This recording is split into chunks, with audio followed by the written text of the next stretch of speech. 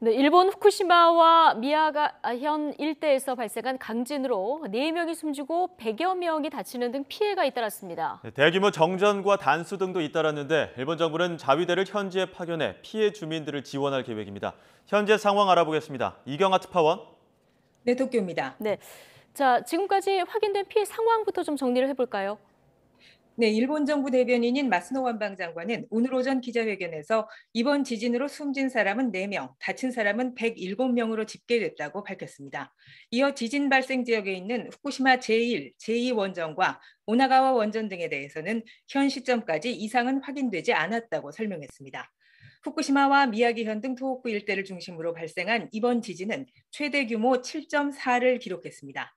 이 지역뿐 아니라 후쿠시마 서쪽에 있는 아키타와 야마가타현, 그리고 도쿄 등 수도권에서도 강한 흔들림이 감지됐습니다. 이번 지진의 여파로 토호쿠 지역과 수도권 등 각지에서는 220만 건이 넘는 대규모 정전과 함께 단수 사태도 이어졌습니다. 진동이 감지되면 자동으로 전력 공급을 중단하도록 설계된 영향도 있는데 현재 전기는 대부분 복구된 상태입니다. 열차 운행 등은 일부 차질이 이어지고 있습니다. 도쿄와 토호쿠 지역으로 가는 신칸센 열차 탈선으로 이 구간 운행이 전면 중단됐는데요. 선로 보수 등이 필요해서 운행이 언제 재개될지는 불투명합니다.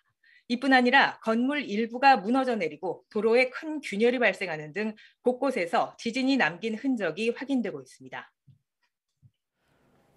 네, 지난해 이맘때도 후쿠시마 일대에서 지진이 발생해서 주민들이 크게 놀랐을 텐데 현지 상황 어떻습니까?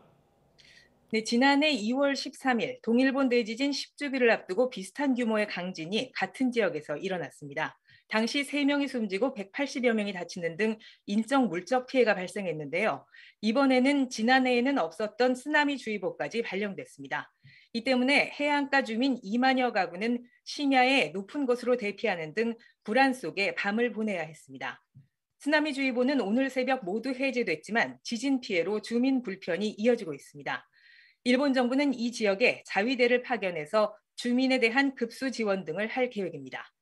후쿠시마와 미야기 일대에서는 어젯밤 강진 이후 오늘 오전 11시까지 진도 1 이상의 여진이 20차례 이어졌다고 일본 기상청은 밝혔습니다. 또 앞으로 일주일 안에 비슷한 규모의 지진이 다시 발생할 수 있다며 주민들에게 주의를 당부했습니다. 지금까지 도쿄에서 YTN 이경아입니다.